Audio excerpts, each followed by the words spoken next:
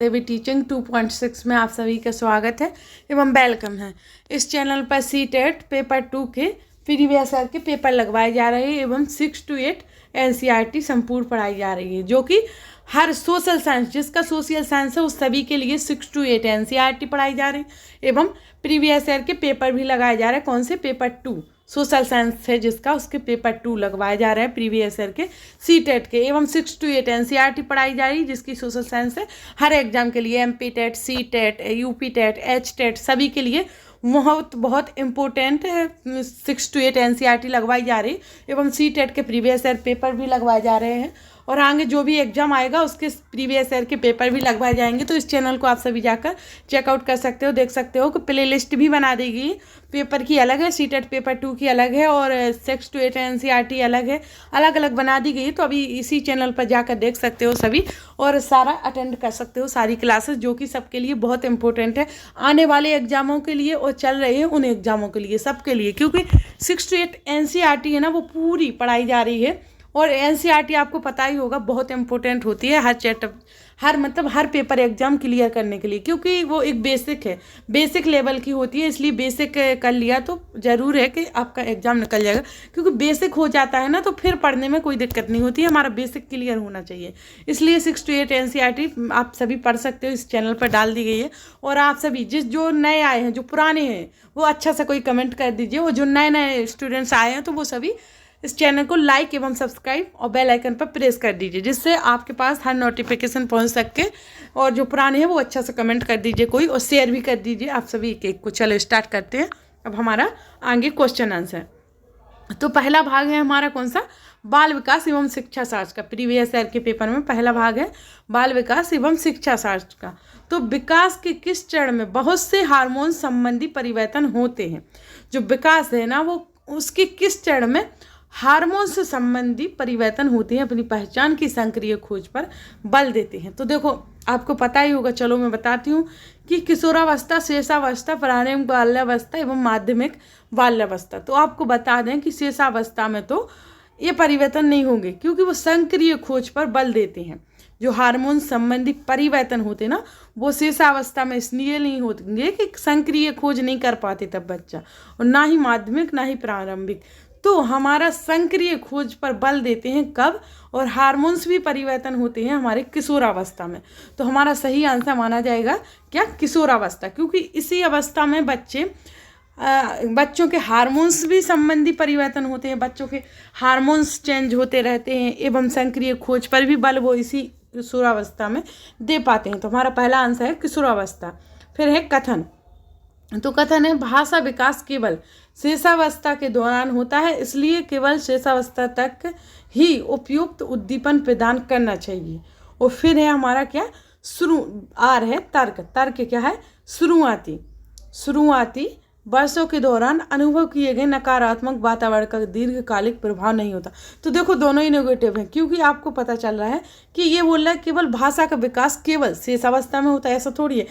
भाषा का विकास हमेशा होता रहता है, केवल शेषावस्था में नहीं होता है और केवल शेषावस्था का ही उपयुक्त होता है, नहीं ये नहीं। और ये है केवल कि नकारात्मक वातावरण दीर्घकालिक प्रभाव नहीं होता है। तो ये भी गलत, दोनों गलत हैं, क्योंकि दोनों ही प्रभाव आपको दिख रहे हैं। क्योंकि कुछ क्वेश्चन ऐसे रहते हैं कि मेमोरी वाइज भी आप कर ही सकते हो, कोई प्रॉब्लम नहीं है इस क्वेश्चन में, ज़्यादा डिफिकल्ट नहीं है। पर हाँ आप लगाते रहिए डेली वाइज, जितने भी पेपर इस पर करा दिए गए हैं तो आप उन सभी को देख लीजिए जाके और सभी पेपर को लगाइए, क्योंकि आप पेपर लगाओगे तभी तो आपको नॉलेज होगा कि आप NCERT से क्या पढ़ रहे हो और आप पेपर में कितने नंबर ला पा रहे हो, कितना समय लग रहा है। तो आपको उसका पता चल जाएगा आगे के पेपर के अकॉर्डिंग कि आप कितना कर पा रहे हो अचीव इससे। तो आपको आगे का नॉलेज रहेगा कि आप कितना कर पाओगे एग्जाम हॉल में, ठीक है। तो हमारा चौथा आंसर का आंसर सही है, ए आर दोनों गलत है। फिर विकास के विषय में कौन सा वक्तव्य सही है? तो विकास की गति में व्यक्तिगत भिन्नताएं होती हैं, राइट। संज्ञानात्मक विकास पूर्णतः आनुवांशिकता का द्वारा निर्धारित होता है, ये भी सही है। विकास पूर्व निर्धारित क्रम में होता है। विकास के सभी पक्ष नेत्र परस्पर संबंधित हैं। तो विकास के सभी पक्ष नेत्र परस्पर संबंधित नहीं है, क्योंकि ऐसा नहीं, क्योंकि ये गलत है। कौन सा? हमारा बी गलत है, क्योंकि वो बोला पूर्णता आनुवंशिकता द्वारा निर्धारित होता है। तो पूर्ण आनुवंशिकता द्वारा निर्धारित नहीं होता है विकास। विकास तो सबसे मिलकर बनता है। तो व्यक्तिगत ये सही है हमारा। विकास पूर्व क्रम में निर्धारित होता है, ये भी सही है। विकास के सभी पक्ष परस्पर संबंधित है, ये भी सही है। तो हमारा बी सही नहीं लग रहा, क्योंकि पूर्णता आनुवंशिकता पर निर्धारित नहीं होता है। तो ए सी डी, तो हमारा आंसर आ जाएगा तीसरा, ए सी डी। तो अब देखते हैं आगे। बीजगणितीय प्रश्न जो परिकल्पना परिस्थितियों से संबंधित है और बीज गणितीय एवं कथन आलेखित करते हैं प्रारंभिक पाठचर्या का एक भाग है। इस विचार का आधार है कि किशोरावस्था के छात्र कौन सा कार्य करने में सक्षम है। तो हमारा है क्या, अमूर्त चिंतन। कौन सा, अमूर्त चिंतन। क्यों है, क्योंकि जो बीज गणितीय हैं क्वेश्चन, जो पाठचर्या के भाग हैं, उन सभी को किशोरावस्था मतलब कार्य करने में सक्षम है। क्यों है, विचार के आधार पर। समझ रहे। अब मैंने पिछली कक्षाओं में बताया है इसके बारे में कि मूर्त क्या है और अमूर्त क्या है। तो आपने जिसने नहीं देखी तो पिछली क्लासेस जरूर देखिए, क्योंकि उनसे लिंक वाइज होती है आगे की क्लासेस, आपको समझ भी आता है। इसलिए डेली क्लासेस सभी देखिए, तब आपको लिंक वाइज समझ आएगा। तो अमूर्त का मतलब होता है जो संक्रियाताएं, जो जैसे हम बोल के हम पढ़ा रहे हैं, आपको बता रहे हैं बोल के, तो आपको समझ आ रहा। तो ये है क्या, मूर्त संक्रियात्मक सोच है और विचार है यानी। और अमूर्त होता है वो विचार जो हम अंदर सीखते हैं। जैसे कि एक उदाहरण के लिए हम कोई किसी भी पाठ का अभ्यास अंदर करते हैं, अंदर अपने मन में सीखते रहते हैं, तो उसका होता है क्या, अमूर्त चिंतन। तो इसका विचार करना यानी अमूर्त चिंतन। क्योंकि किशोरावस्था में बच्चे अमूर्त चिंतन करने लगते हैं, तब की बाल्यावस्था में मूर्त चिंतन करते हैं बच्चे। तो हमारा इसका आ जाएगा कि अमूर्त चिंतन, इस प्रकार से। इसलिए आपको बोलती हूँ दोस्तों कि सभी क्वेश्चन लगाइए और सभी देखिए, जिससे आपको लिंक वाइज रहते हैं, सभी आपको अच्छे से समझ आए। आपको पिछली क्लास से जो भी शिक्षा मिले इस क्लास में लिंक हो सके, उसके मतलब उस शब्दों का लिंक हो सके। तो आपका जैसे हम अपनी जो मातृभाषा है उसको लिंक करके दूसरी भाषा का अर्जन करते हैं, इसी प्रकार हर चीज़ ऐसी है कि हर क्लास हर पाठ इस प्रकार से होता है कि जो हमने पहले पढ़े हैं, एनसीईआरटी भी जो शुरू से पढ़ रहा है उसको लिंक वाइज कर रहा है, उसको बहुत कुछ समझ आ रहा है और वो पेपर भी लगा पा रहा है। इसलिए आप सभी पढ़िए और सभी क्वेश्चन लगाइए और सभी क्लासेस देखिए और एक क्लास को पूरा देखिए तो और अच्छे से समझ आता है। थोड़ा थोड़ा देखते हैं तो उससे समझ नहीं होगा, उससे एग्जाम भी क्लियर नहीं होगा। इसलिए आप पूरा देखिए, पूरा समझिए। पियाजे के अनुसार इसमें कौन से 4 तत्व विकास को प्रभावित करते हैं। तो पियाजे के अनुसार परिपक्वता, तो पहले नंबर उनकी आती है। पियाजे के अनुसार परिपक्वता विकास को प्रभावित करता है, तो परिपक्वता विकास में सम्मिलित है। फिर है क्रियाशीलता, सामाजिक अनुभव एवं संतुलनता। तो हमारा यही सही है, क्योंकि भाषा हो ही नहीं संस्कृति, क्योंकि ये वाइगोत्स्की के अनुसार है और सकारात्मक पुनर्वलन नहीं हो सकता, अन्वेषक। तो हमारा पहला ही है कि परिपक्वता, क्योंकि परिपक्वता और क्रियाशीलता दोनों ही पियाजे के अनुसार है। फिर लेव वाइगोत्स्की व जीन पियाजे के सिद्धांतों में मुख्य भेद क्या है। तो लेव वाइगोत्स्की एवं जीन पियाजे के मुख्य सिद्धांत देखते हैं, भेद देखते हैं। बच्चों की अर्थ रचना की प्रक्रिया में भूमिका पस्थुनिष्ठ रचनात्मक एवं बच्चों को सक्रिय निष्क्रिय प्रभाव के रूप में देखना। तो भाषा व सोच के बीच में संबंध, राइट। देखो लेव वाइगोत्स्की एवं जीन पियाजे में अंतर है कि जो भाषा है वो लेव वाइगोत्स्की के अनुसार है, जो सोच है वो जीन पियाजे के अनुसार है। तो हमारा तीसरा इसका आंसर राइट माना जाएगा। फिर है लेव वाइगोत्स्की का विश्वास था कि शिक्षा का मुख्य उद्देश्य विद्यार्थियों की स्मृति में तथ्यों को समाहित करना एवं विद्यार्थियों को तथ्य याद कराना।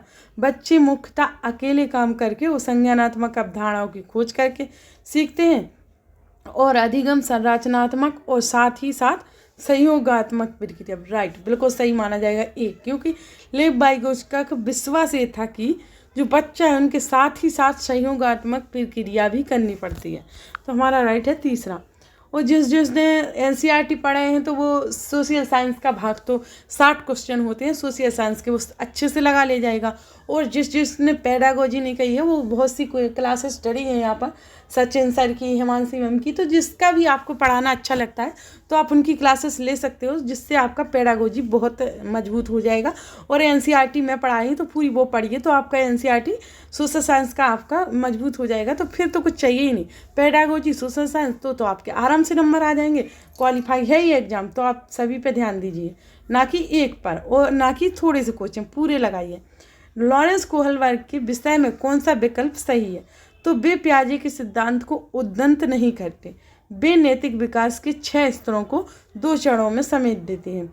उन्होंने बच्चों को हिंज की दुविधा की काल्पनिक स्थिति देकर शोध किया। राइट, ये देखो आप जब पेडागोजी पढ़ोगे ना अच्छे से, तो लॉरेंस कोहलवर्ग के विषय में एक नैतिक ऐसा है, नैतिक विकास एक ऐसा है, नैतिक विकास कि उसमें दिया गया कि हिंज की दुविधा को सुलझाइए, हिंद की दुविधा की काल्पनिक स्थिति देकर शोध किया है। तो राइट, ये लॉरेंस कोहलवर्ग के विषय में ही है, सही विकल्प है।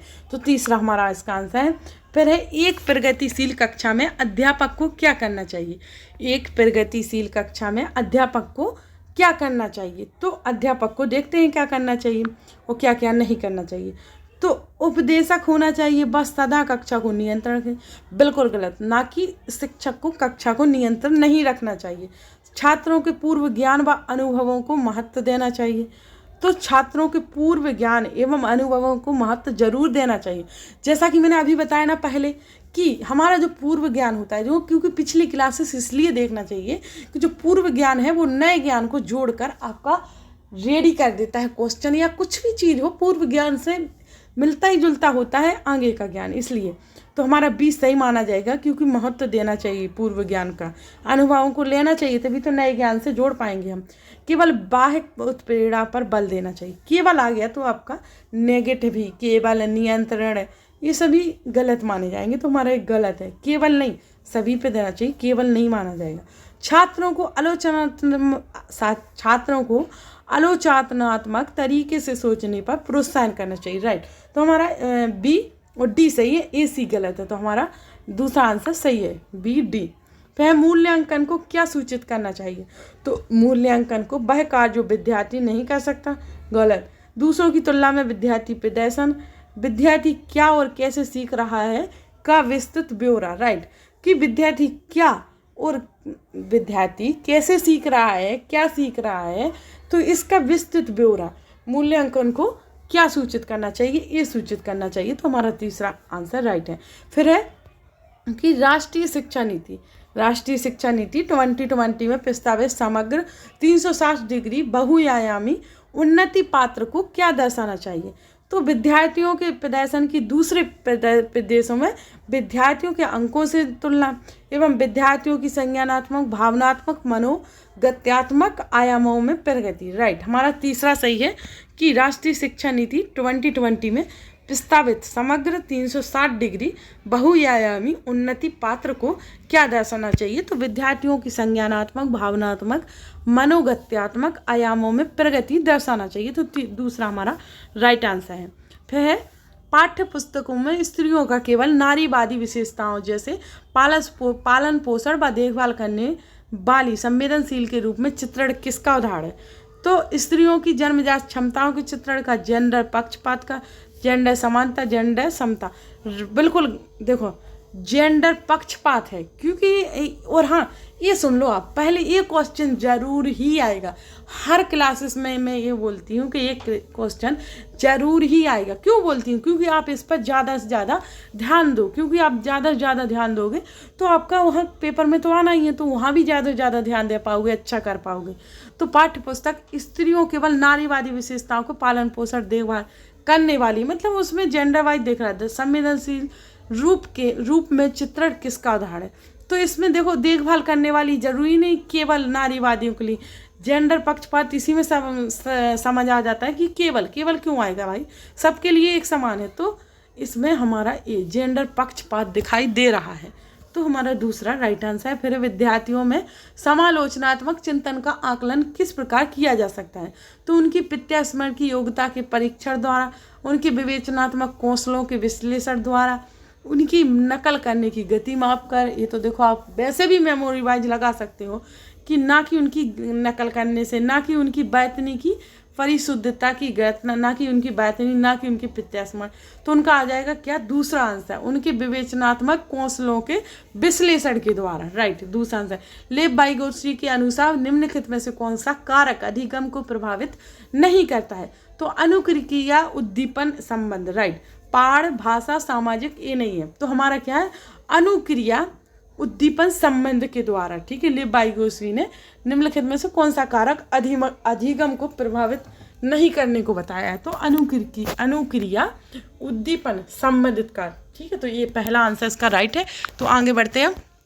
बुद्धिमत्ता के समकालीन सिद्धांतों, जैसे कि हावर्ड गार्डनर द्वारा दिए गए सिद्धांत के अनुसार बुद्धि के बारे में निम्नलिखित कथनों में से कौन सा सही नहीं है? ये भी आप ध्यान दीजिएगा दोस्तों कि सही नहीं है पूछ रहा है या है, तो आपको उसके अनुसार आंसर देना पड़ेगा, क्योंकि वो पूछ रहा सही नहीं है और आपने दे दिया पॉजिटिव आंसर, तो फिर आपका तो गलत माना जाएगा। इसलिए बुद्धिमत्ता को मानकीकृत परीक्षाओं के द्वारा सटीक रूप से बतलाया जा सकता है। देखो, मैंने आपको कई क्लासेस, मतलब कई कक्षा, जितने भी पाठ पढ़ा चुकी हूँ सभी में बताया है मैंने। जितने भी चैप्टर या कोई भी क्लास ली मैंने, उस सभी में आपको हर एक क्वेश्चन को अच्छे से डिटेल्स में बताया है कि मानकीकृत एक गलत वर्ड है, नेगेटिव में माना जाएगा। नियंत्रित हुआ, केवल हुआ, मानकीकृत हुआ, ये सभी किसमें गलत में। मैं आपको एक क्लासेस डालूंगी लास्ट टाइम में, जब एग्जाम आपका नज़दीक आ जाएगा, क्योंकि उसमें ये बताया जाएगा कि नेगेटिव कौन से है और नेगेटिव टैग कौन से है और पॉजिटिव टैग कौन से है। क्योंकि पॉजिटिव में आप लगा देना और नेगेटिव काट देना, जिससे टाइम की बचत होगी आपकी। तो ये गलत है हमारा, क्योंकि मानकीकृत आ गया इसमें, और नहीं का भाई नहीं, यानी गलत का भाई गलत। तो हमारा यही आंसर आ गया इसमें सही, क्योंकि गलत तो बता ही गया, बाकी पॉजिटिव होंगे तो वो थोड़ी हमारे आंसर हैं। तो हाशिए पर रहने वाले समुदायों से पहली बार स्कूल में प्रवेश लेने वाले विद्यार्थियों को शिक्षिका कैसे मदद कर सकती है? उसको स्कूल के बाद निजी ट्यूशन रखने को कहकर? नहीं, निजी ट्यूशन तो नहीं। उपयुक्त पाठ देकर कक्षा में उनकी भागीदारी को बढ़ावा देकर? राइट। और उसको जटिल कार्य करना? बिल्कुल गलत। असफल भय पैदा करके? बिल्कुल गलत। ये नेगेटिव में आ जाते कि जटिल कार्य दो, उसको असफल बनाओ, पैदा भय करो, ये सब गलत है। तो हमारा दूसरा ही सही है कि पाठ देकर, उपयुक्त पाठ देकर कक्षा में उनकी भागीदारी को बढ़ावा देना। राइट, तो हमारा दूसरा आंसर इसका राइट है दोस्तों। फिर समावेशी शिक्षा का उद्देश्य क्या है? तो विशिष्ट आवश्यकताओं वाले विद्यार्थियों का? नहीं, ये हमारा नेगेटिव में कि विशिष्ट है, बिल्कुल नहीं। सभी को एक समान देना, समावेशी शिक्षा जरूरी नहीं विशिष्ट विद्यार्थी को दो। फिर है विशिष्ट आवश्यकता वाले विद्यार्थी को, ये भी गलत हो गया, क्योंकि विशिष्ट आवश्यकता वाले विद्यार्थी, बिल्कुल ये तीनों ही गलत है। कि समावेशी शिक्षा है वो इंक्लूडिव शिक्षा है, तो उनको सभी को इंक्लूड करके देना है, सभी को समान करके देना। जरूरी नहीं किसी को एक को स्पेशल दे दीजिए, नहीं। यह सुनिश्चित करना कि सभी विद्यार्थियों को सामान्य शिक्षा में शिक्षा पाने का हक है। राइट, तो हमारा चौथा आंसर इसका बिल्कुल राइट है कि सभी को शिक्षा पाने का अधिकार है। एक को नहीं है कि एक विशेष इंसान को शिक्षा दी जाए, नहीं। समावेशी शिक्षा क्या मांग करती है? तो व्यक्तिगत भिन्नताओं को पहचानते हुए पाठ्यचर्या में लचीलापन। राइट, यही हमारा सही आंसर है। पहला ही आ गया, क्योंकि दूसरे में पृथक्कड़ है जो नेगेटिव है, और मानक है, मानकीकृत मैंने बताया था, तो नेगेटिव है। तो आपको देखो इस प्रकार का नॉलेज मिल रहा, तो आप जरूर क्लासेस अटेंड कीजिए, क्योंकि आपकी एग्जाम के लिए बहुत इंपॉर्टेंट है। और विशिष्ट जरूरतों वाले विद्यार्थियों को केवल आ गया, तो बिल्कुल गलत है ये। तो हमारा पहला ही राइट आंसर है इसका, तो आगे पढ़ने की जरूरत ही नहीं, और पढ़ भी लिया आपको। तो इस प्रकार से आप क्वेश्चन ऐसी क्लासेस पढ़ोगे तो आपके काम की है। आप मत भटको इधर उधर, मत भटको, यही पढ़ो, क्योंकि एनसीईआरटी भी पढ़ाई जा रही है, प्रीवियस ईयर के पेपर भी संपूर्ण लगाए जा रहे हैं। तो आपको क्यों भटकना इधर उधर? बस पेडागोजी लगाना वो इधर उधर लगा लीजिए, क्यों टाइम वेस्ट कर रहे हो? टाइम जा ही रहा है, जितना आपका हो रहा जा ही रहा है। और शेयर भी कीजिए जिसके पास नहीं है, प्रीवियस ईयर पेपर नहीं लगा पा रहा, नहीं अच्छे से, तो उसको गाइड कीजिए और उसको शेयर भी कीजिए, वो भी अटेंड कर सके क्लासेस, उसको भी कुछ लाभ मिल सके। चलो, पठन वैकल्य वाले विद्यार्थियों की पहचान किन अभिलक्षणों द्वारा की जा सकती है? तो शब्दों की पहचान, विसंकेतन और बैतनी में संघर्ष, ध्यान न केंद्रित कर पाना, अति संकृत, अभी ये तो गलत है, ध्यान न केंद्रित कर पाना। पठन वैकल्य वाले पूछ रहे हैं, मौलिकता, प्रभाव, लचीलापन, मांसपेश, नहीं, वो बोले पठन वैकल्य वाले विद्यार्थियों की पहचान किस तो उनकी शब्दों की पहचान, पठन यानी पढ़ना, शब्दों की पहचान, विसंकेतन, बैतनी में संघर्ष, तो पहला ही हमारा इसका राइट आंसर है, क्योंकि मेमोरी वाइज भी कुछ क्वेश्चन होते हैं। मत इतना दिमाग लगाओ कि क्वेश्चन भी पर भी आपका दिमाग हावी हो जाए और क्वेश्चन गलत हो जाए, इसलिए थोड़ा सा इतना दिमाग लगाओ कि हाँ लिमिट का। इसलिए आप प्रीवियस ईयर के पेपर लगाओगे तो तभी आपको उस नॉलेज का पता चलेगा कि हमें कितना नॉलेज लगाना है, कितना डीपली जाना है, कितना ऊपर ऊपर पढ़ना है। तो आप ज़रूर पेपर लगाइए और आपका एग्जाम क्लियर होगा आप इस प्रकार से लगाओगे। तो कौन से निम्नलिखित में से कौन से अभिलक्षण एक प्रभावशाली विद्यार्थी की पहचान नहीं है?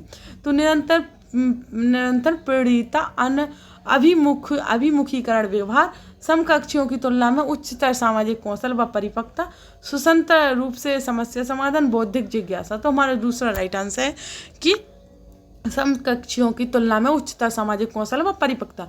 दोस्तों अब जल्दी जल्दी क्वेश्चन लगवाऊंगी, क्योंकि ऐसे बहुत क्वेश्चन है, अभी टाइम ज़्यादा हो जाएगा और तो 120 क्वेश्चन है तो हमें लगाना जल्दी जल्दी पड़ेगा। उसमें कुछ कम है, लेकिन 120 ही कोशिश करती हूँ कि आपको 120 ही लाऊं क्वेश्चन, तो उतने लाती हूँ मैं।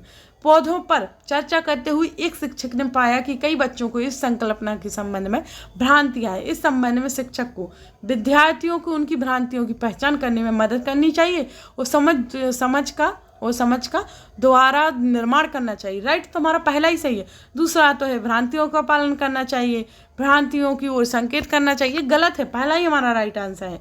याद करने की जानकारी देनी चाहिए, बौद्धिक नवीन, ये गलत है, हमारा पहला ही आंसर इसका राइट है। चलो आगे देखते हैं। माध्यमिक स्कूल के शिक्षक को क्या करना चाहिए? तो विद्यार्थी की त्रुटियां उसे बतानी चाहिए, उसकी असफलता बतानी चाहिए, नहीं ये गलत है। विद्यार्थियों की त्रुटियां पूरी कक्षा को बिल्कुल गलत, अपमानित करना ही तो गलत ही है।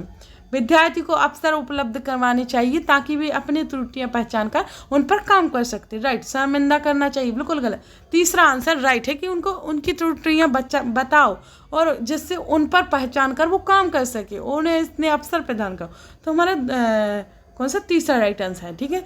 क्या प्रतिस्पर्धा के अधिगम को बढ़ावा देने के लिए अभिप्रेरणा के रूप में प्रयोग करना चाहिए? देखते हैं। हाँ, इससे समकक्षियों से प्रदर्शन की तुलना में मदद मिलती है। नहीं, इससे कक्षा में नकारात्मक लोकाचार को बढ़ावा मिलता है, क्षमता के आधार पर अनावश्यक सामाजिक तुलना के कारण। राइट, हमारा इसका आंसर है दूसरा। प्रतिस्पर्धा के अधिगम को बढ़ावा देने से राइट है हमारा, नहीं इससे कक्षा में नकारात्मक लोकाचार को बढ़ावा मिलता है। राइट है, प्रतिस्पर्धा से तो मिलेगा ही। निम्नलिखित में से किस में अधिसंज्ञानात्मक क्षमताओं की आवश्यकता पड़ती है? तो प्रयोग के चरणों का विवरण, समस्या समाधान की अपनी रणनीतियों पर चिंतन। राइट, तो हमारा दूसरा आंसर राइट है कि समस्या समाधान की अपनी रणनीतियों पर चिंता करना। तो राइट है हमारा दूसरा आंसर।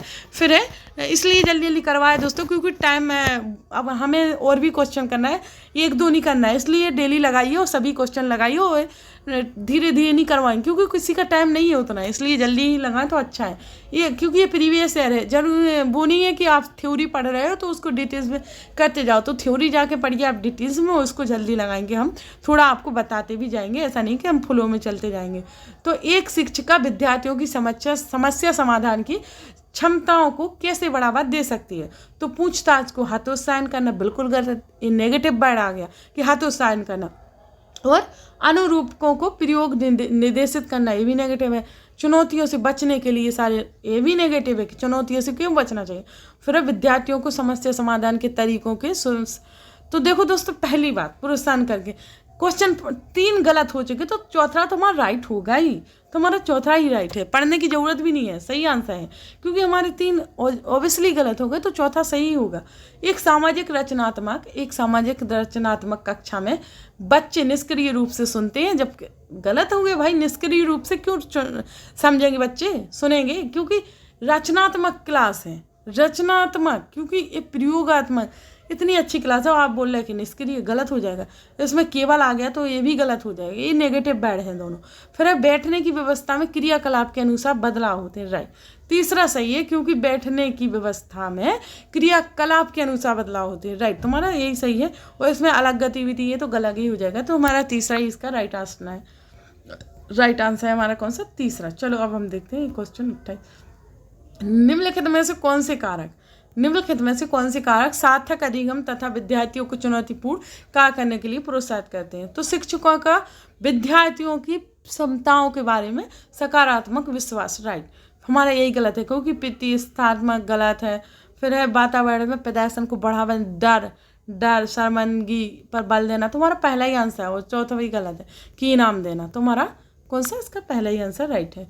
फिर है कौन सा संवेग विद्यार्थियों को अधिगम में हतोत्साहित करेगा, गर्व, उम्मीद, आनंद, बोरियत। तो वो क्या बोल रहा, पहले आप क्वेश्चन को अच्छे से पढ़ा कीजिए कि हतोत्साहन यानी उसको निराशा रूप में देता है, तो गर्व तो उसको निराशा में नहीं आशा के रूप में देता है, उम्मीद आशा, आनंद आशा, बोरियत तो एक निराशा प्रदान कर देती बच्चों को। तो हमारा चौथा आंसर राइट है। यदि छात्र आपके शिक्षण में रुचि नहीं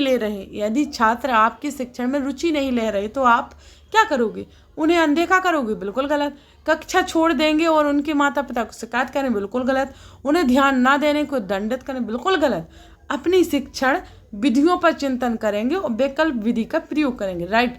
जब कक्षा में बच्चों को रुचि नहीं ले पा रहे, कुछ नहीं हो रहा, तो अपने चिंतन कीजिए, अपनी विधि पर बदलिए, विधि को अच्छे से समझाइए, बच्चों को विधि को अच्छे से प्रयोग कीजिए, है ना। यही कर सकते हैं, ये नहीं कि बच्चों को दंड दे दो, उन्हें ये कर दो वो कर दो। बच्चों को क्यों करना, अपनी विधि पर कुछ करो ना ऐसा कि बच्चों को समझ आए, समझा सके हम। कन्नौज के लिए त्रिपक्षीय संघर्ष, कन्नौज के लिए अब आ गई हमारी क्या, पहले देख लो, पहले हमारी आ गई सामाजिक अध्ययन यानी सोशल साइंस आ गया, जिसके 60 क्वेश्चन होते हैं। 30 क्वेश्चन हम ऑलरेडी कर चुके हैं, अब 60 ये करना और फिर हिंदी भी करना, इसलिए जल्दी कर रहे हैं, टाइम नहीं लगा रहे हैं। और हाँ, जिसने एनसीईआरटी पढ़ी है ना, तो उसको बहुत अच्छे से कर पाएगा वो, और जिसने नहीं पढ़ी है जाकर पढ़ लीजिए, इसी पर प्ले लिस्ट बना दी गई है और हिस्ट्री इस पर चल रही है डेली वाइज। कन्नौज के लिए त्रिपक्षीय संघर्ष निम्नलिखित में से कौन कौन सी ताकतों द्वारा लड़ा गया। तो कन्नौज पर पाल वंशों, चालुक्य राष्ट्रकूटों, गलत। तो गुर्जर प्रतिहारों, राष्ट्रकूटों, पाल वंशों, राइट। त्रिपक्षीय जो संघर्ष था ना कन्नौज के लिए, तो वो था किन के द्वारा, गुर्जर प्रतिहारों, राष्ट्रकूटों एवं पाल वंशों के द्वारा, इन तीनों के द्वारा। तो दूसरा आंसर ही हमारा राइट हो गया। फिर है निम्न वक्तव्यों ए बी पर विचार करना है, तो चलो हम ए बी को देखते हैं हम सीधे। ए, महाजनपदों के शासक केवल किसानों से नियमित रूप से कर वसूलते थे, ठीक है। फिर है नियमित रूप से तो नहीं कर वसूलते थे। फिर है औजार बनाने और कृषि में उन्नति ने अनाज की अधिक पैदावार को बढ़ाया, राइट। दूसरा सही है, तो हमारा आंसर माना जाएगा कौन सा, तीसरा, कि ये गलत है, दूसरा सही है, ठीक है। आगे बढ़ते हैं। जिसने एनसीईआरटी पढ़ी है और थ्योरी लगाई है तो वो आराम से क्वेश्चन कर पाया होगा, और जिसने नहीं भी लगाई तो वो नॉलेज लीजिए, आप प्रीवियस ईयर के द्वारा पता करिए कि किस प्रकार के क्वेश्चन आते हैं, आप लगा भी पा रहे हो या नहीं। अन्यथा अकबर के सर्वत्र शांति विचार का उदय हुआ क्योंकि उसे विभिन्न धर्मों और उनके रीति रिवाजों में रुचि थी, राइट।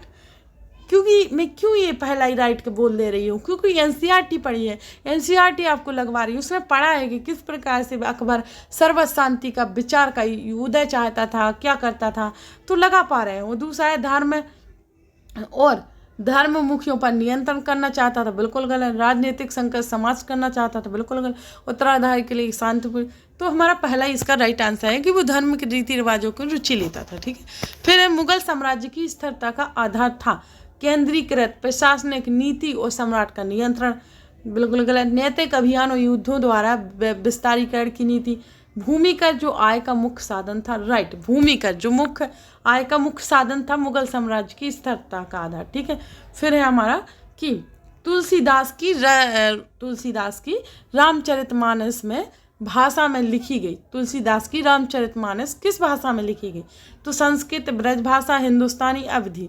तो हमारी अवधी भाषा में लिखी गई रामचरितमानस तुलसीदास की, ठीक है। फिर है वे बुद्धों और जैनों के कटु आलोचक थे और शिव तथा विष्णु के प्रति सच्चे प्रेम को मुक्ति का मार्ग बताते थे। कौन, नायनार और आलवार, शंकर और रामानुज। फिर है अल्लभा प्रभु और अंक महादेवी, सिद्ध और योगी। तो हमारा आंसर है कौन सा, पहला, कि नयनार और अलवार, ठीक है। फिर आगे बढ़ते हैं। गौड़ जनजातियाँ आज के समय में कौन से राज्यों में बहुसंख्या में फैली हुई हैं, तो छत्तीसगढ़, महाराष्ट्र, आंध्र प्रदेश, राइट। हमारा यही आंसर आ गया, कहीं भागने की जरूरत ही नहीं है, क्योंकि हमने इतना पढ़ा हुआ है थ्योरी एनसीईआरटी। और जिसने नहीं पढ़ा है दोस्तों, हमारे जितने भी बच्चे या स्टूडेंट, जो भी बड़े बूढ़े छोटे बड़े सभी, उन सभी को एनसीईआरटी थ्योरी पढ़नी ही चाहिए। सॉरी दोस्तों, थोड़ी आवाज़ आ रही बाहर से, तो आप उस पर ध्यान ना दीजिए, इस पर दीजिए। तो आपको सभी को एनसीईआरटी थ्योरी पढ़ना चाहिए, क्योंकि आप तभी क्वेश्चन आंसर लगा पाओगे। इसलिए एनसीईआरटी जरूर पढ़िए, इस चैनल पर पढ़ाई जा रही है। और आपको देखो ये लगेगा कि इंटरेस्टिंग पढ़ें उसी से एग्जाम निकलेगा, नहीं, आप उस पर मत जाइए। सब डाल रहे हैं इंटरेस्टिंग, पर उससे नहीं एग्जाम निकलता है, क्योंकि हमें सभी पढ़ना है चीज़ें, इंटरेस्टिंग नहीं देखना है। और हाँ, हमारी जनजाति गौंड जनजातियाँ सबसे ज़्यादा कहाँ पर है, तो हमारी बहुसंख्यक में छत्तीसगढ़, महाराष्ट्र, आंध्र प्रदेश, ये इन जगहों पर बहुत ज़्यादा है, ना कि केरल और उत्तर प्रदेश में है, ना कि पश्चिम बंगाल, इनमें नहीं है। तो हमारा पहला ही आंसर राइट है। आगे बढ़ते हैं। निम्नलिखित पर विचार कीजिए और सही विकल्प चुनिए। बहुत से आदिवासी समूह बाजार और व्यापारियों को अपने शत्रु की तरह समझते थे। देखते हैं हम क्या शत्रु की तरह समझते थे, ठीक है। अंग्रेजी राज में होने वाले परिवर्तनों को अनुभव कर आदिवासी समूह खुश थे एवं दिकू लोगों ने आदिवासियों की आर्थिक और सामाजिक संपन्नता में सहायता की। तो हमारे कौन से बी सी सब गलत है, हमारा केवल सही है ए, कि व्यापारियों को अपने शत्रु की तरह समझते थे आदिवासी समूहवाचार। तो हमारा पहला इसका आंसर राइट है, केवल ये, ठीक है। फिर आगे बढ़ते हैं। सतनामी आंदोलन का गठन किसकी सामाजिक स्थिति को सुधारने के लिए किया गया? तो पूर्वी भारत में मजदूरी करने वाले समूहों के लिए, उत्तरी भारत में होने वाले जाति भेदभाव के लिए, मध्य भारत में चमड़े का काम करने वाले समूहों के लिए। तो हमारा राइट है तीसरा, कि मध्य भारत में चमड़े का काम करने वाले समूहों के लिए, ठीक है, सामाजिक स्थिति को सुधारा सतनामी आंदोलन गठन करने का, ठीक है। फिर आगे, निम्नलिखित में से कौन से आंदोलन जाति उन्मूलन के विरुद्ध स्पष्ट रूप से अपने प्रभाव के क्षेत्रों में मेल खाते हैं? तो देखते हैं कौन सा मेल खा रहा। सतनामी आंदोलन पंजाब तो नहीं खा रहा, ये भी नहीं। सत्य शोधक समाज महाराष्ट्र, ये खा रहा कि सत्य शोधक समाज महाराष्ट्र में मेल खाता है, ये पहला, ठीक है, ये हुआ था वहाँ महाराष्ट्र में सत्य शोधक वहाँ। फिर निम्नलिखित में से कौन से दावे जाति विरोधी समाज सुधारक से सही रूप में मेल खाते हैं? तो देखो दोस्तों, इंजॉयमेंट कुछ भी है, एक बात बता दूं आपको कि अगल बगल या अपने आसपास हो रहा है तो उसको कुछ समय के लिए छोड़ दीजिए, क्योंकि हमें एग्जाम निकालना है। वो इंजॉयमेंट में आप घुस गए ना तो आपको पता है कि आपका वही मन लग जाएगा, इसलिए उसको अभी छोड़ दीजिए। आप अपने एग्जाम पर फोकस कीजिए, ना कि इधर उधर का कुछ सुनना है ना देखना है। तो आपको वही फोकस रखना है, सुनो देखो, पर अपने दिल में तो रखना है कि हमें एग्जाम ही निकालना है, ठीक है। तो सुधारक से सही रूप में मेल खाते हैं। तो हम देखते हैं, निम्न जातियाँ द्रविड़ संस्कृति की वास्तविक समर्थक हैं। घासीदास, ठीक है, इसका है घासीदास पे है। जाति के आधार पर लोगों में भेदभाव नहीं करना चाहिए, क्योंकि संपूर्ण मानवता एक ही जाति से संबंध रखती है। श्री नारायण गुरु है इसका। फिर है शूद्र और अति शूद्र को जाति भेदभाव को एकजुट होकर चुनौती देनी चाहिए। इसका है ज्योतिराव फुले, इनने कहा है। तो हमारा इसका मतलब मिल रही जिसकी जोड़ियाँ वो है कौन सा, देखो पहला नहीं है घासीदास, दूसरा और तीसरा, यानी बी सी सही है, इनकी मिल रही है कि पहले में। तो हमारा दूसरा आंसर इसका राइट माना जाएगा कि बी सी। फिर औपनिवेशिक भारत में प्रशासन के भारतीयकरण की मांग के विषय में कौन सा विकल्प सही है? अधिकांश नौकरियों पर अंग्रेजों का एकाधिकार था। इसके द्वारा आशा की गई कि धन का बहाव इंग्लैंड की ओर रोका जा सकेगा। इसके द्वारा आशा की गई कि यह भारतीयों के लिए इंग्लैंड में अधिक रोजगार अवसर बनाएगा। तो हमारा पहला एवं दूसरा सही है, ना कि तीसरा। तो हमारा आंसर हो जाएगा पहला, यानी ये बी सही है। फिर रौलित सत्याग्रह के विषय में इन वक्तव्यों पर विचार कीजिए और उचित विकल्प बताइए। तो रौलिट एक्ट के विरुद्ध सत्याग्रह के लिए गांधी जी ने वर्ष 1919 में घोषणा की। 1919 में क्या घोषणा की गांधी जी ने, देखते हैं। रौलिट एक्ट के विरुद्ध सत्याग्रह, ठीक है। तो देखते हैं क्या सही है हमारा। तो इस एक्ट द्वारा पुलिस की शक्तियाँ बढ़ती थी। यही एक्ट आदमी के मौलिक अधिकार की भी सशक्त करता था। फिर 6 अप्रैल 1919 को अपमान और याचना दिवस के रूप में मनाया जाता है। 6 अप्रैल 1919 को अपमान और याचना दिवस के रूप में मनाया जाता है। तो राइट है हमारा, देखो कौन सा राइट है हमारा, ए सी राइट है, ना कि बी गलत है। तो हमारा माना जाएगा तीसरा आंसर ए सी। आप क्यों सोचते हैं कि मीराबेन जैसी गांधीवादी पंचवर्षीय योजना में विज्ञान और मशीनरी पर बल की आलोचना थी। इससे लघु उद्योगों पर नकारात्मक प्रभाव पड़ेगा और वे घट जाएंगे। इससे पर्यावरणीय खतरे के कारण मानव जीवन पर दूरगामी प्रभाव पड़ेगा। राइट, हमारा दूसरा सही है इसका आंसर। फिर है, चलो आगे देखते हैं। फिर हमारा 45वां क्वेश्चन, निम्नलिखित में से कथनों में से विचार करना है। निम्नलिखित नहीं, मानचित्र के 3 घटक दूरी, समय और चिन्ह प्रतीक यानी प्रतीक, दूरी, समय और प्रतीक। फिर है, आगे देखते हैं। फिर है, जब बड़े क्षेत्र वाले भागों जैसे महाद्वीप या देशों को कागज पर दिखाना होता है तब हम छोटे पैमाने वाले मानचित्र का प्रयोग करते हैं। फिर है, जब एक छोटे क्षेत्रफल वाले भाग जैसे गांव या हर कस्बा को कागज पर दिखाना होता है तो हम बड़े पैमाने वाले मानचित्र का प्रयोग करते हैं। तो राइट, हमारा BC सही है इन दोनों को, यानी तीसरा हमारा आंसर राइट है BC, ये छोड़कर। फिर है, निम्नलिखित लक्षणों के आधार पर महाद्वीप की पहचान कीजिए। तो लक्षणों के आधार पर महाद्वीप की पहचान करना है। तो देखते हैं लक्षणों के आधार पर क्या है। विषुवत वृत्त तथा इस महाद्वीप के लगभग मध्य भाग से होकर गुजरती है। इस महाद्वीप का बहुत बड़ा भाग उत्तरी गोलार्ध में स्थित है। तो हमारा एक ही ऐसा महाद्वीप है अफ्रीका, जिसके बीच से विषुवत रेखा गुजरती है एवं बहुत बड़ा भाग भी है। तो चलो आगे देखते हैं अब क्वेश्चन कि निम्न में से कौन सा पृथ्वी के ताप कटिबंध का अनुक्रम सही तरीके से रखा गया है। तो उष्ण कटिबंध, दक्षिण शीतोष्ण कटिबंध तथा शीत कटिबंध, उष्ण कटिबंध, उत्तर शीतोष्ण कटिबंध तथा शीत कटिबंध और दक्षिण शीतोष्ण कटिबंध, उष्ण कटिबंध, शीत कटिबंध। तो हमारा AB दोनों क्रम से रखे गए हैं कटिबंध, तो हमारा AB आ जाएगा इसका आंसर। फिर है कौन सा कि फिर विचार करते हैं। तो चलो देखते हैं विचार करके। तो हरे पौधे, दोस्तों सही से लगा लें पहले, हरे पौधे CO2 का प्रयोग करके अपना भोजन तैयार करते हैं और CO2 की मात्रा जितनी अधिक होती है पृथ्वी पर उतना ही जंगल होता है। गलत। तो पहला हमारा सही होगा, ये सत्य है और दूसरा असत्य है। तो तीसरा आंसर इसका राइट है।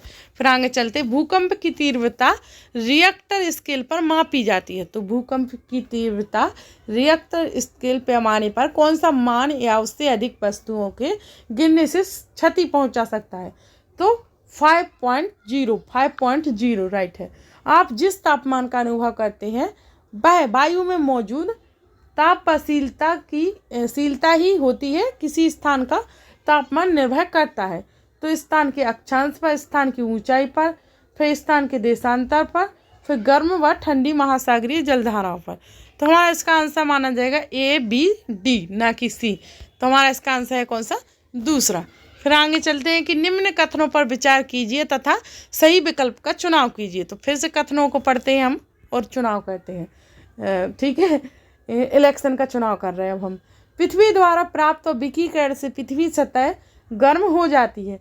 पृथ्वी स्वयं गर्म होने के बाद एक विकिरण पिंड बन जाती है।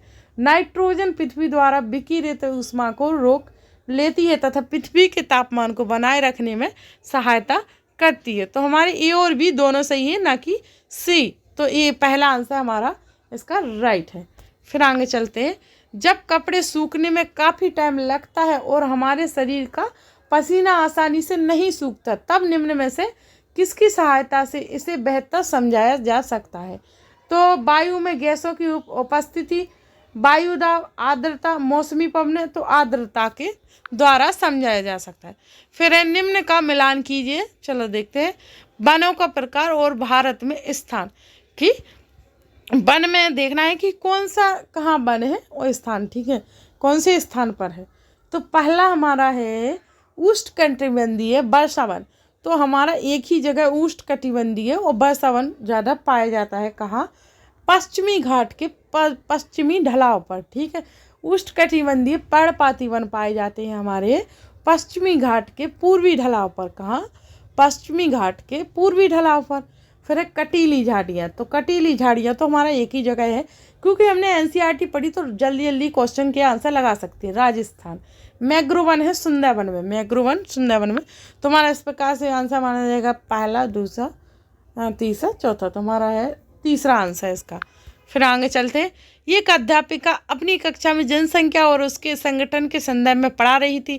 वह अपने छात्रों को जनसंख्या प्रमाण दिखाती है जो अपने आधार पर चौड़ा है तथा ऊपर की ओर बढ़ते हुए सकरा हो रहा है। तो निम्नलिखित में से किस देश का जनसंख्या प्रमाण वह प्रयोग कर रही है? तो वह कर रही है किसका? केन्या का, ना कि जापान, ऑस्ट्रेलिया, जर्मनी। तो केन्या का उपयोग कर रही है। निम्नलिखित में से कौन सा प्रवास को प्रभावित करने वाले आकर्षित कारक है? तो कार्य हेतु अच्छे अवसर, बेहतर स्वास्थ्य सेवा, गरीबी, उच्च आय। तो हमारा कार्य हेतु अच्छे अवसर कर सकते हैं अक्सर, ठीक है। और दूसरा है बेहतर स्वास्थ्य सेवाएं भी कर सकती हैं, उच्च आय भी कर सकती है, ना कि गरीबी। तो हमारा ये बी डी आंसर है। तो दूसरा सही है, ए बी डी। फिर आगे देखते हैं, निम्नलिखित कर्तव्यों पर विचार कर रही विकल्प का चुनाव कीजिए। तो प्राथमिक गतिविधियों में प्राकृतिक संसाधनों का निष्कर्ष और उत्पादन शामिल होता है। फिर बैंकिंग, यातायात और विज्ञापन द्वितीयक गतिविधियों के उदाहरण हैं। फिर तृतीयक गतिविधियां प्राकृतिक संसाधनों के प्रसंस्करण से संबंधित है। तो हमारा इसके सब गलत है, केवल ए ही सही है, इसका ए ही सही माना जाए। फिर भारत के किस क्षेत्र में बौद्ध धर्म तिब्बत पहुंचा? भारत के किस क्षेत्र में बौद्ध धर्म तिब्बत पहुंचा? तो लद्दाख के क्षेत्र में बौद्ध धर्म तिब्बत पहुंचा। कहाँ के? लद्दाख के क्षेत्र में। फिर संविधान बनाने वाले ने ये उद्घोषणा करते हुए कहा कि भारत के लोगों के लिए किसी भी एक भाषा, धर्म या संस्कृति को मानना बाध्य नहीं होगा। किस मूल्य को बढ़ावा देने का प्रयास किया था? तो एकता, समानता, बंधुत्व, विविधता। तो विविधता को बढ़ावा देने का प्रयास किया था। फिर भारत में सरकार के कितने स्तर मौजूद हैं? तो भारत में सरकार के कितने स्तर मौजूद है? तो भारत में सरकार के केवल 3 ही स्तर मौजूद हैं। भारत में सरकार के केवल 3 ही स्तर मौजूद है। तो चलो आगे बढ़ते हैं। भारतीयों के मताधिकार के बारे में निम्नलिखित में से कौन सा वक्तव्य सही है? भारत में सार्वभौमिक वयस्क मताधिकार या स्वतंत्रता से पूर्व भी था, और क्योंकि साक्षर वर्ग के लोग उस समय भी मतदान करते थे। यह औपनिवेशिक भारत में किसी भी भारतीय के पास मताधिकार नहीं था। कुछ भारतीयों के पास औपनिवेशिक भारत में मताधिकार था, किंतु सार्वभौमिक वयस्क मताधिकार नहीं था। राइट, हमारा तीसरा इसका आंसर सही है। तो आगे देखते हैं अब हम तीसरे के बाद आगे। क्या कारण है कि छोटी कार्यशाला और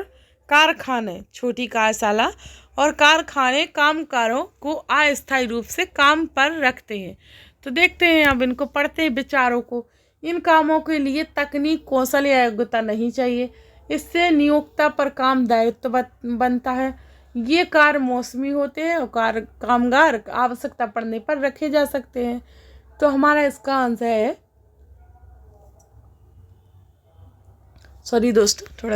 इसका आंसर है BC। ये छोड़कर BC यानी BC दूसरा आंसर है इसका। फिर कृषि के विषय में कौन सा कथन सही है? तो देखते हैं कृषि के विषय में। लोग पूरी वर्ष अपनी भूमि या दूसरों की भूमि पर काम करते हैं और गांवों में स्त्री पुरुष दोनों कृषि कार्य में लगे रहते हैं। तो केवल ये भी, ना तो ये भी। तो हमारा केवल B सही है, ये छोड़कर, ठीक है।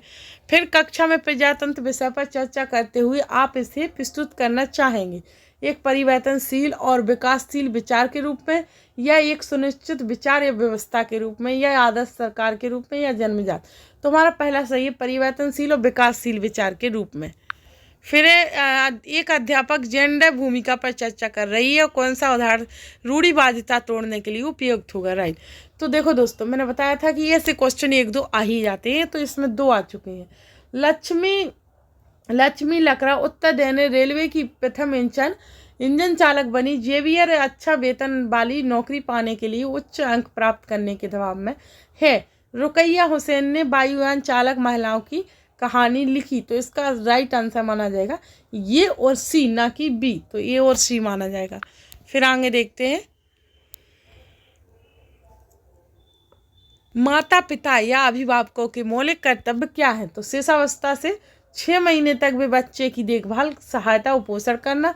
6 से 14 वर्ष के बीच के बच्चे अपने को शिक्षा के अवसर प्रदान करना। तो राइट है, 6 से 14 वर्ष के बच्चे अपने को शिक्षा के अवसर प्रदान करना। तो ये मौलिक कर्तव्य है अभिभावकों का। फिर संविधान के किस भाग को प्रहा इसकी अंत आत्मा कहा गया है? संविधान के किस भाग को प्रहा इसकी अंत आत्मा कहा गया है? तो मूल अधिकार, धर्मनिरपेक्ष, राज्य के नीति निर्देशक, संघवाद। तो मूल अधिकार को इसकी अंत आत्मा कहा गया है संविधान की। फिर एक अध्यापिका अपील व्यवस्था को पढ़ाते हुए छात्राओं से न्यायालयों में अपील के अनुक्रम में उन्हें न्यायालयों में ली जाने वाली वचन देती है। इसके अनुसार विद्यार्थियों द्वारा विभिन्न न्यायालयों में जाने का क्रम क्या होगा? तो निचली अदालत, उच्च न्यायालय, सर्वोच्च न्यायालय। राइट, तो यही सही है कि निचली अदालत आएगा, फिर उच्च न्यायालय, फिर सर्वोच्च न्यायालय। राइट है। तो हमारा सर्वोच्च न्यायालय सबसे बड़ा तो बाद में आता, तो पहली लाइन में उसने ये तो बता दिया कि यही तुम्हारा सही। फिर सामाजिक समूहों ने हंसियाकरण से सामना किया। तो दूसरों के आधिपत्य के विरोध द्वारा, मुख्य धारा से बहिष्कृत किए जाने के विरोध द्वारा, सशस्त्र संघर्ष द्वारा, शिक्षा द्वारा, अपने सुधार द्वारा। तो हमारा इसका आंसर आ जाएगा ACD, ना कि B। तो हमारा इसका तीसरा राइट आंसर ACD। फिर सामाजिक और राजनीतिक जीवन पाठ्य पुस्तकों में दिए गए शब्द संग्रह का उद्देश्य है। तो अध्याय में दिए गए परिभाषिक शब्दों की परिभाषा देना, पाठ्य पुस्तक में प्रयुक्त भाषा की स्पष्टता प्रदान करना। तो दूसरा राइट है, पाठ्य पुस्तक में प्रयुक्त भाषा की स्पष्टता प्रदान करना। राइट। फिर सामाजिक और राजनीतिक जीवन पुस्तकें निम्नलिखित उद्देश्य से लिखी गई हैं। तो वे तथ्यों को याद रखने में सहायक है क्योंकि वे निश्चित सूचना प्रदान करती हैं। वे पाठ्य वस्तु की चर्चा में आदर्श और वास्तविकता में संतुलित रखती हैं। तो केवल हमारा बी सही है कि वे वास्तविक और आदर्श में संतुलितता रखती है। फिर है आरंभिक स्तर पर मुगल प्रशासन में शासनात्मक पदानुक्रम विषय पर चर्चा करने के लिए निम्नलिखित में से कौन सी शिक्षण अधिगम युक्तियाँ सर्वश्रेष्ठ हैं? तो भूमिका अदा करना, रोल प्ले, अंतमुक्त ओपन एंडेड प्रश्न, फिर सर्वेक्षण, फिर समय सीमा। तो हमारा कौन सा है? ये VD, ना कि C, सर्वेक्षण नहीं। तो हमारा आंसर है तीसरा ABD। फिर एक कथन को पढ़ेंगे और आंसर देंगे। चलो ऊपर करके कथन ही पढ़ लेते। हाँ, थोड़ा इसको देख लेते। पाठ्य सामग्री गतिविधियाँ सामाजिक मूल्यों के विकास में कैसे सहायता कर सकती है? पाठ्य सामग्री विधियाँ, ठीक है। छात्र सामाजिक गतिविधियों के द्वारा सामाजिक विविधता के प्रति सहिष्णुता को विकसित कर सकते हैं। छात्र सहयोगी बनाने के लिए सामूहिकता की भावना, एकता तथा योग्यता को विकसित करते हैं। तो हमारा AB दोनों ही सही आंसर है ये। चलो, तो तीसरा इसका सही आंसर है। फिर है सामाजिक के शिक्षण की शिक्षा शास्त्रीय युक्तियों पर बल होना चाहिए। तो देखते हैं। तो अपने अनुभवों को साझा करने के लिए, छात्रों की जिज्ञासा और रुचि जगाने पर, छात्रों को सामाजिक वास्तविकताओं के संदर्भ में बहुल विचारों के प्रभाव डालने पर, छात्रों को तथ्यों और अनुभवों के आलोचनात्मक मूल्यांकन में सक्षम बनाने पर, तथ्य जैसे पाठ्य पुस्तकों या संदर्भ सामग्रियों में दिए गए वैसे ही याद करने के लिए छात्रों को प्रोत्साहन करने पर। तो हमारा ABC सही है, ना कि D। तो हमारा AB सही है पहला। निम्नलिखित में से कौन से विषय पर अध्यापक शिक्षण की विधि के तौर पर वाद विवाद बहस का आयोजन कर सकता है? तो पृथ्वी की परतें, वायुदाब, महाद्वीप तथा महासागर। तो पर्यावरण तथा विकास पर। राइट, पर्यावरण तथा विकास पर कर सकता है। फिर निम्नलिखित में से कौन सा कथन सामाजिक विज्ञान के शिक्षक की कक्षाई गतिविधियों द्वारा छात्रों में आलोचनात्मक सोच को विकसित करने के लिए सही है? तो खोजी प्रश्नों को पूछना, छात्रों को प्रतिबिंबित रिफ्लेक्ट्स करने के लिए कहना, छात्रों को दिए हुए कथन को स्वीकार करने के लिए कहना, छात्रों को बहुल दृष्टिकोण को प्रदान करना। तो हमारा आंसर है ए बी डी, ना कि सी। तो तीसरा आंसर राइट है ए बी डी। फिर फिर आ गए आंसर है क्या आलोचनात्मक चिंतन किन मूल्यों से संबंधित है। तो आलोचनात्मक देखते हैं, जिज्ञासा, गौरव, रिफ्लेक्शन, तार्किकता, आज्ञा पालन। तो हमारा राइट आंसर माना जाएगा कौन सा, ये सी डी। तो ये सी डी, ना कि गौरव, जिज्ञासा, रिफ्लेक्शन, तार्किकता। तो ये हमारे सही आंसर है। तो फिर आप अपनी अगली कक्षा में चर्चा द्वारा राष्ट्रीय आंदोलन में दांडी मार्च के महत्व के विषय में छात्रों की तर्क शक्ति विकसित करना चाहते हैं। आप किस बात पर बल देंगे देखते हैं।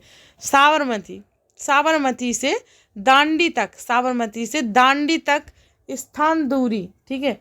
नमक बनाने और नमक बेचने पर सरकार का एकाधिकार, बड़ी संख्या में सत्याग्रहियों की भागीदारी और उनका कष्ट सहना, सरकार द्वारा 1935 का अधिनियम पारित करना। तो इसका सही आंसर है तीसरा, ए सी डी, ना कि बी, ठीक है, ए सी डी। फिर देखते हैं हम आगे, निम्नलिखित में से एक विषय के तौर पर सामाजिक एवं राजनीतिक जीवन के उद्देश्य कौन से हैं।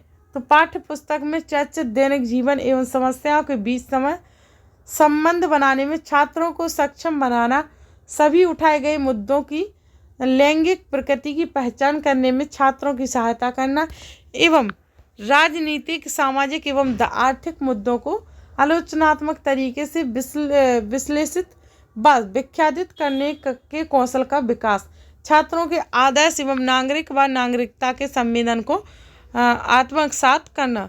तो ये बी सी सही है। इसका आंसर कौन सा है, ये बी सी यानी पहला।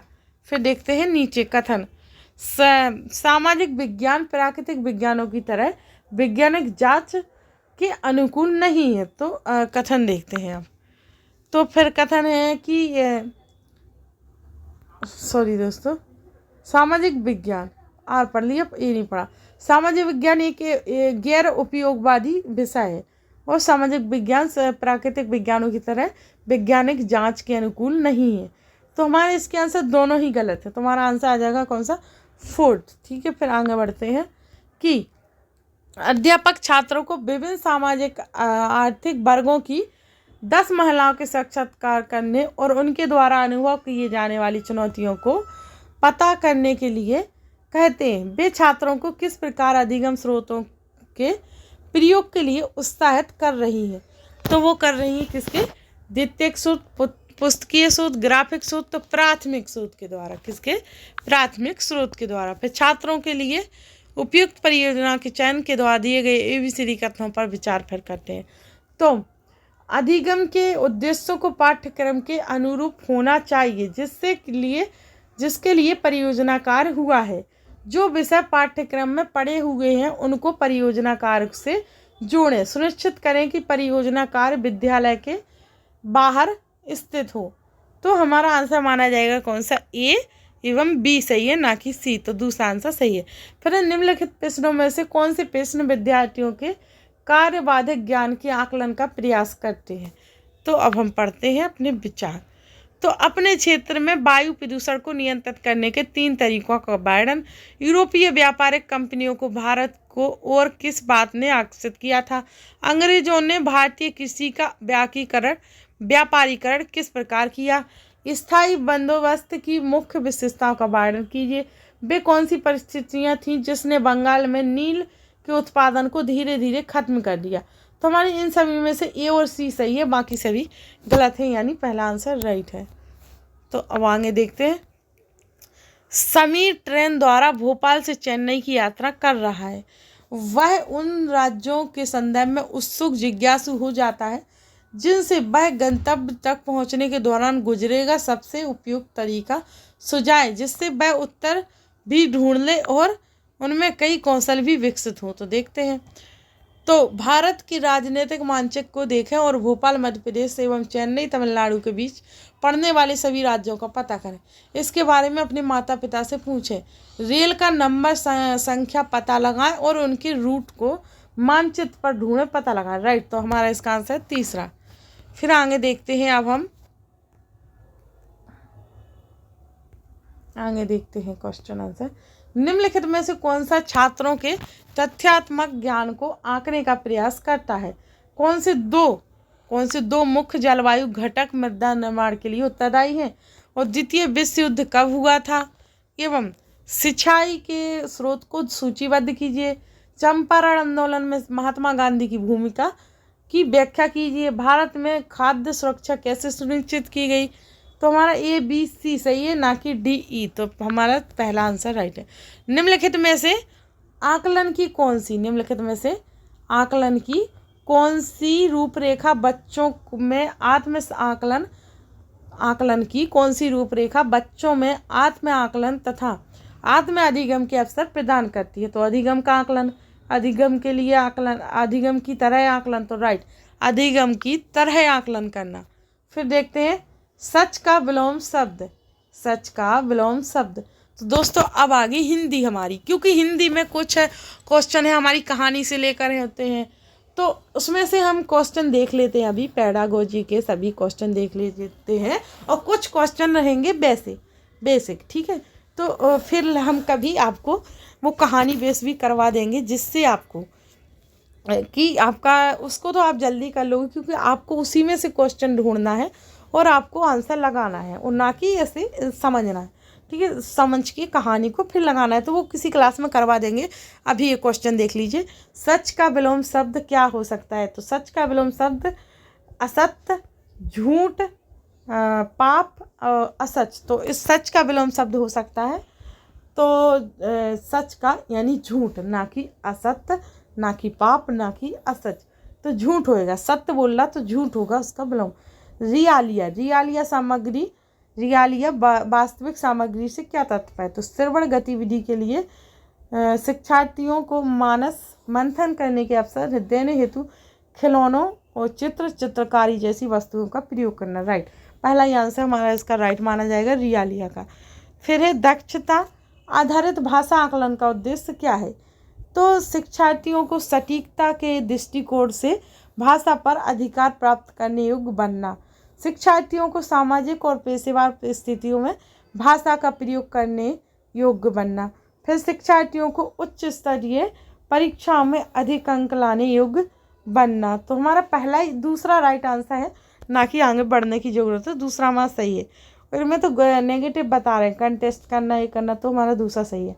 फिर निम्नलिखित में से कौन से दो विद्यालय आधारित आकलन के मुख्य उद्देश्य हैं? तो ये अध्यापक और शिक्षार्थी की सोच सत्ता को समुन्नत करता है। फिर यह विद्यालय को अपने ही स्तर पर योजना बनाने के लिए अवसर देता है। यह विद्यालय को परीक्षा बोर्ड की क्षमता के बारे में जानकारी देता है। यह विद्यालय में अधिगम की गुणवत्ता को कम करता है। तो हमारा सही आंसर बी और सी, ना कि और ए और डी गलत है। तो हमारा आंसर नहीं, सॉरी, ए और बी हमारा सही आंसर है और बी डी हमारा गलत है। तो हमारा आंसर माना जाएगा 4। आगे देखते, लेखन की प्रक्रिया आधारित उपागम से शिक्षार्थी को किस तरह मदद मिलती है? तो शिक्षार्थी अनेक बार लिखने के माध्यम से सीखते हैं।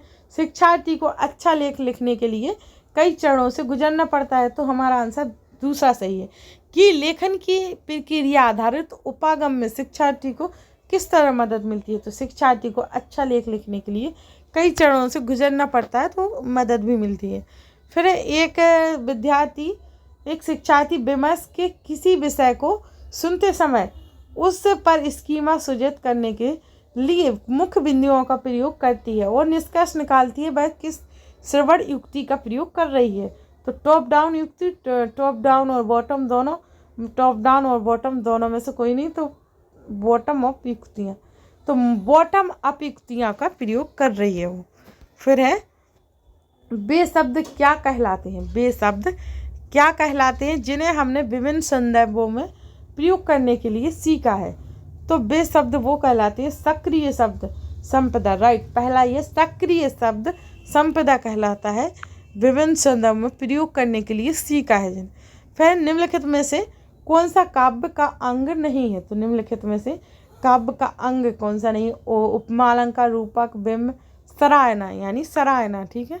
फिर आपने पिता के स्थानांतरण के कारण सुमी छांग कोहिमा से मैसूर आई और उसने इस स्थान की भाषा कन्नड़ बहुत अच्छी तरह से सीख ली है। इससे आप इस स्थिति को किस रूप में वर्णित करेंगे? तो भाषा अधिगम, भाषांतरण, भाषा अर्जन। तो भाषा अर्जन, क्योंकि वो यहाँ आई और उसने अच्छी भाषा सीखी है, तो इस तरह से अच्छी भाषा सीखी तो अर्जन कर ली ना उसने यहाँ आके भाषा, तो अर्जन, ठीक है, भाषा अर्जन।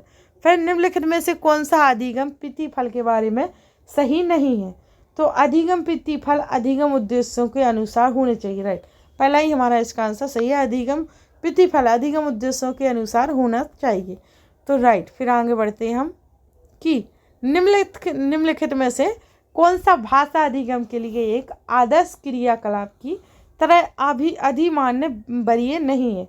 तो प्रशंसित कार्यों में उद्देश्यों के लिए सीखना, व्याकरणिक रूप एवं प्रतिमानों का अभ्यास करना, ड्रिलिंग। फिर लेखों एवं वृत्तांतों में भाषा इकाई पर ध्यान देना, समझ के साथ पढ़ना, ना कि केवल मात्र लेख का कूटवाचन करना। तो सही आंसर है हमारा कौन सा? दूसरा, कि व्याकरणिक रूप एवं प्रतिमानों का अभ्यास करना यानी ड्रिलिंग करना। तो हमारा आंसर है कौन सा? दूसरा। तो दोस्तों इस प्रकार से हमारी पेडागोजी किसी जैसे सचिन सर, हिमांशी मैम, इन सभी से आप पढ़ सकते हो। और यहाँ पर क्या प्रीवियस ईयर के पेपर पूरे लगाए जाएंगे। आपका टारगेट है 120, जिसमें से आपके 100 अंक ही आ गए, आपके 20 भी चले गए, तब भी आपका इतना अच्छा स्कोर है कि आप सोच नहीं सकते हो। इसलिए आप 120 पर बहुत जोर दीजिए। और NCERT 60 नंबर की, बाकी आपकी पेडागोजी, तो आप इसमें आपके प्रीवियस ईयर के पेपर लगवाए जा रहे हैं, 6 to 8 NCERT पढ़ाई जा रही है, तो आपको कहीं ध्यान नहीं देना है। इसी चैनल पर वो आप प्ले लिस्ट बना दीजिए, शेयर कीजिए, खुद पढ़िए, एंजॉय करिए। चलो ठीक है। भाषा अर्जन के संदर्भ में सहजता से क्या तात्पर्य? भाषा अर्जन के संदर्भ में सहजता से क्या तात्पर्य? तो मनुष्य की भाषा बोलने की स्वाभाविक योग्यता, मनुष्य की भाषा बोलने की स्वाभाविक योग्यता, राइट, पहला ही सही इसका। इसमें है शिक्षार्थियों की अनेक भाषा, गलत, शिक्षार्थियों की तो पूछ ही नहीं रहे। विद्यालय में शिक्षार्थियों की भाषा को दूसरी भाषा में अंतर्निहितता, बिल्कुल गलत। फिर मनुष्य की भाषा के माध्यम से चिंतन करने की तरफ, तो पहला ही हमारा राइट आंसर है, ना कि और सभी। तो आगे बढ़ते हैं। ट्रांसलैंग्वेजिंग से क्या तात्पर्य? तो एक कक्षा में अनेक भाषाओं का शिक्षण अधिगम, शिक्षार्थियों को विषय वस्तु और भाषा सीखने के लिए उनकी भाषाओं का प्रयोग करना। तो राइट, हमारा दूसरा राइट आंसर है। फिर भारतीय संविधान में हिंदी को क्या स्थान दिया गया है? तो भारतीय संविधान में हिंदी को न्यायालय की भाषा एवं राष्ट्रीय भाषा एवं कार्यालयी भाषा, शिक्षा के माध्यम की भाषा। तो भारतीय संविधान में हिंदी को कार्यालयी भाषा का स्थान दिया गया है। किसका? कार्यालयी भाषा का स्थान दिया गया है। फिर राघव किसी जमीन की स्थिति और उसका नंबर जानने के लिए उस जमीन से संबंधित दस्तावेज पढ़ता है एवं इस तरह के पठन को क्या कहते हैं? तो स्कैनिंग, बारीकी से पढ़ना, सरकारी तौर पर पढ़ना, स्कैनिंग, उद्देश्य के लिए पढ़ना, सूचना के लिए पढ़ना। तो देखो स्कैनिंग और स्कैमिंग में अंतर बता दें। तो हम जैसे न्यूज़पेपर पढ़ते हैं, क्या पढ़ते हैं हम? न्यूज़पेपर पढ़ते हैं, तो वो हम ऊपर पढ़ लेते हैं, मोस्ट सरकारी तौर पर, यानी क्या नई न्यूज आई है, मुख्य न्यूज पढ़ लेते, ठीक है। फिर वो पूर्ण है कि दस्तावेज पढ़ता है, इस तरह की पठन को क्या कहते हैं? कि नंबर जानने के लिए राघव को जमीन की स्थिति, तो सॉरी दोस्तों, तो इस तरह का कहलाएगा स्कैनिंग, की बारीकी से पढ़ना। तो स्कैनिंग वो है कि हम किसी भी चीज़ को इस तरह स्कैनिंग कर लेते हैं अपने दिमाग में कि हमारे लिए वो बहुत इम्पोर्टेंट चीज़ हो जाती है, तो इसलिए स्कैनिंग। निम्नलिखित में से कौन सी राष्ट्रीय नीति शिक्षा नीति 2020 के अनुशंसा नहीं है? तो पहली कक्षा से माध्यम के रूप में अंग्रेजी पढ़ना, बिल्कुल गलत। माध्यमिक स्तर पर विदेशी भाषा का अध्ययन, माध्यमिक स्तर पर शास्त्रीय भाषा का अध्ययन, बुनियादी वर्षों के दौरान माध्यम के रूप में मातृभाषा घर को स्थानीय भाषा। तो पहला हमारा इसलिए राइट है कि पहली कक्षा से माध्यम के रूप में अंग्रेजी भाषा पढ़ना, तो बिल्कुल है गलत। हमें पर गलत का भाई गलत ही तो ढूंढना। तो पहली कक्षा से मातृभाषा के रूप में पढ़ाते हैं लोग, ना कि अंग्रेजी भाषा। अंग्रेजी भाषा दूसरी भाषा है हमारी, तो हमें गलत वो पूछना नहीं, तो अनुशंसा करना है, तो गलत का भाई गलत। तो हमारा आंसर पहला ही माना जाएगा इसका राइट। तो देखो इस चैनल पर NCERT 6 to 8 पढ़ाई जा रही है, प्रीवियस ईयर के पेपर भी लगाए जा रहे हैं। तो आप सभी इस चैनल को जरूर से जरूर लाइक, सब्सक्राइब एवं बेल आइकन पर प्रेस कर लीजिए। जो व्यक्ति नए आए हैं, जो स्टूडेंट या बच्चे बड़े बूढ़े नए आए हैं, जवान जो भी है नए आए हैं, तो वो इसको लाइक सब्सक्राइब कर लीजिए, शेयर भी कर दीजिए। पुराने आए हैं वो शेयर कर दीजिए एवं कमेंट भी अच्छा सा कर दीजिए एवं शेयर भी कर दीजिए। तो आप सभी अच्छे से पढ़िए और अच्छे से समझिए, क्योंकि 6 to 8 NCERT है जो वो वर्ग 2 का MP टेट में आता है। तो MP टेट का वर्ग 2 के लिए बहुत इम्पोर्टेंट है, C टेट के लिए इम्पोर्टेंट है, UP टेट के लिए इम्पोर्टेंट है। जिसका सोशल साइंस है उनके लिए बोल रही हूँ, जिसका ओनली सोशल साइंस है वो H टेट के लिए इम्पोर्टेंट, तो इन सभी के लिए इम्पोर्टेंट है दोस्तों। तो आप पढ़िए, क्योंकि इतने एग्जाम और जिसका भी सोशल साइंस है उनके लिए इम्पोर्टेंट है, तो बहुत लोगों के लिए इम्पोर्टेंट हो गया है। तो आप प्रीवियस से पेपर इसलिए लगवा रहे हैं कि आपको उससे नॉलेज बढ़ेगा और आपको साथ में लगाना ज़रूरी है, जिससे आपका डेली वाइज आपका प्रोग्रेस होगा, हेल्पफुल रहेंगे ये पेपर आपके लिए। आपको लास्ट स्टेज में नहीं बैठना है कि तभी आप एग्ज़ाम खोलने लग जाओ और लगाने लग जाओ। इसलिए आपको पहले से प्रिपरेशन करनी है कि पहले से पेपर लगाना है, तो तब तो आप जाके लगा पाओगे सभी पेपर। ऐसे थोड़ी कि अभी लगा ले जाओगे, तो आप अभी से करोगे तब तक जाकर लगा पाओगे तब तक। तो चलो देखते हैं, और अगली क्लास अगली डलेगी तो आप उस पर उसके लिए इंतज़ार करिए। चलो थैंक यू दोस्तों, इतना देखने के लिए, सपोर्ट करने के लिए। तो अगली क्लास का वेट कीजिए, तो अगली क्लास अगले समय पर आपको डाल दी जाएगी। तो प्रीवियस ईयर के पेपर भी लगाए जा रहे हैं 6 to 8 NCERT। थैंक यू दोस्तों।